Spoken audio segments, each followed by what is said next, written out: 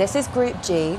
As it stands at the moment, Brazil confirm they are through. Switzerland, they remain on 3 points with that 1 win after 2 games. Then it's Cameroon and Serbia, both on 1 point. That was after their 3-3 draw earlier on today, which was an amazing game, really. We've had so many goals today. We were desperate to get one in this Brazil game. We did get one that was offside, and then we got one actually that counted, and Karen, it was quite a special goal in the end. Yeah, it really was.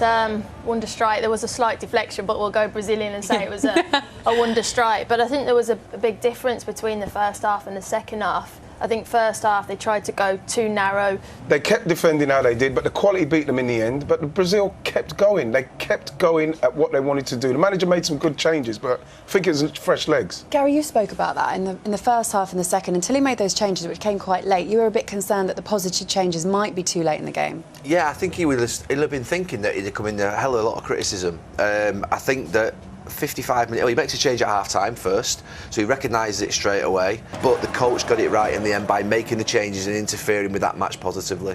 But you want to try and get as many attacking players on the pitch as possible, your most talented players on the pitch, without losing that sort of defensive shape. At the end, the coach was pushing that sort of, if you like, balance towards the fact that he wanted those attacking players on the pitch. And I think that's the thing. All these coaches in these tournaments, some of them like Brazil, have got 6, 7, 8 unbelievable players. Can't get them all on the pitch, but how many can he get on the pitch? He didn't have enough of them on the pitch at the start of the game. Towards the end, it looked the right type of balance for the quality that they have. They've still got Neymar to come back into the side as well. All in all, we asked at half-time, are they missing Neymar? What do you think, right, in general? Absolutely, because of the calibre of player he is and what he would do. Probably opens that up a little bit earlier, you know, unlock it with a bit of skill, a bit of something. So yes, you're going to miss someone like Neymar. Hopefully they'll be able to now have that game, then he could get enough rest where he could come back and really make a real stance in this. Karen, since he's played for Brazil, this is Neymar in a World Cup, he's only missed 3 games for Brazil in World Cup games. They've lost those games without him. This was the first one actually that they managed to win in his absence, which I suppose when you're looking at the tournament in a whole will give them a lot of confidence moving forward. I think when you lose your star player, sometimes it does galvanise you as a team, because we've got to figure this out without him. But it's been impressive, because then when you go, well, we had him, you know, what levels can they next go to? It wasn't, for me, it was a typical job done performance from them today. Start off narrow, compact, and then we express ourselves, bring on our star players. And I think you mentioned it, the formula of winning tournament football. You know, they've had no one had a shot against them. The goalkeeper's done nothing for 2 games. And that's what you need. As much as you've got all the attacking array that you want, clean sheets win your championships at the end of the day. It's true, actually. We almost forgot about Alisson. He's just been sat there, really, hasn't he, with his feet up. No shot on target against Brazil, which is something that, do you think, Gary, they can be proud of that? Yeah, I think that's every coach wants that. We see Pep Guardiola in the Premier League. I think that the changing face of football over this last 10 years is that we demand 60-70% possession from the best teams.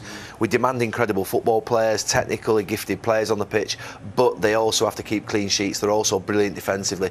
Not just that, they push up the pitch unbelievably. I don't know how Thiago Silva at his age is still pushing up that pitch, getting in front of, you know, I think back going to my career, to get in front of your forward all the time to try and win it is one of the hardest things that you're trying to do. He's still doing that, you know, late into his 30s. It's unbelievable. I thought Breel Mbola was very disappointing today, because you're talking about, what, 37, how was he, 37, he kept going to the ball, didn't he? Kept going to it. He should have spun him. And for me, you know, with Xhaka there as well, the ploy should have been, if you get some space, just go the other way with him, turn Brazil, see if you can get them turned, then you can get the team up the pitch a bit more, and then you might be able to create some chances, because I think they had opportunities to do it, Switzerland, but they missed it. And the margins against teams like this who've got so much possession are very small, Laura. It's interesting, the Brazil team at this moment in time, usually you always expect these Brazilian fullbacks to be like unbelievable, don't you, going forward. Both of them are a little bit reserved, aren't they? Yeah. But they're not the fullbacks of Brazil of old, though. It might suit them a little bit, though, mightn't it, just to have them a little bit reserved if they can bring in the extra attacking players up front. Yes. How disappointed are you, Karen, if you're Switzerland right now? Because they know how to grind out draws against Brazil, and perhaps they would have been, as the guy said in commentary, quite happy with the point there.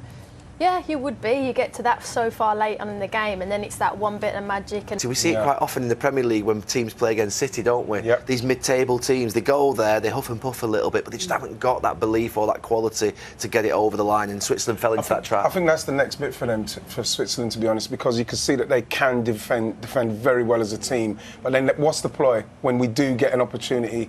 How ruthless can we be? And I said it at the start with Mbola. Yes, he's doing okay for Monaco 1 and 2. but you know, like 7 in 3 years on the spin for Borussia Mönchengladbach, not enough. And that is what we saw today. Not making the movement, not getting the chances to actually get them the goal where they can continue to defend like that. Would someone like Shaqiri have made a difference if they'd have kept him in that lineup? To be fair, I watched him the other day. I think against the speed and the defensive work, he might have been a problem for Switzerland because he's playing in the MLS. He's maybe not up to speed where he should be. On the ball, he gives you that quality, but I think the game plan for them would have been go direct, hit Mbole as quick as possible, and in behind, they didn't do it. Fine. OK, and just a quick word finally on Brazil, because they are the favourites for this. What do you think, Gary? Are you watching a Brazil that you know can get to the final, know can win this? They can. I mean, I thought Spain-Germany was the best game in the tournament by a mile last night. I think if Brazil were playing in that company, it would raise them a level. They're not playing against that company yet, so they're just purring along nicely. But I think they're in a good place. They've shown that they can defend well. They've not had a shot on target against them today, but they've also shown they can change games and inject some urgency to it with quality off the bench. So I think they're in a pretty good place. France look ominous. I think they just look so good. He scored 2 goals where he hasn't even had to do too much to score them. They just look very good with Mbappe. So, you know, I'm looking at France as well. Like you said, Gav, the levels, I think they can get to that level. I hope that we can get to that level, and we're going to see how that goes. But, like, I'm looking at France at the minute. Can England get to that level, do you think, Karen? I hope so. We'll see. Everyone's a bit nervous about saying it. So. The better opposition you play, it heightens your performance, you're more urgent, and then you see a different level come. It will happen, that, I think. Yeah. It's interesting, actually, when we watch the subs that were made today, because you can kind of compare them a little bit about the substitutions that were made for England. Do England need to be more positive earlier? Are they enough? I think that's where probably the other night we probably were a little bit disappointed at the end. Not the fact with the team that was selected, but maybe that the substitutes that came on weren't the most attacking. I mean, look, Grealish did come on, Rashford did come on, but it looked like to me Brazil threw the kitchen sink at it. Yeah, they did. Yeah.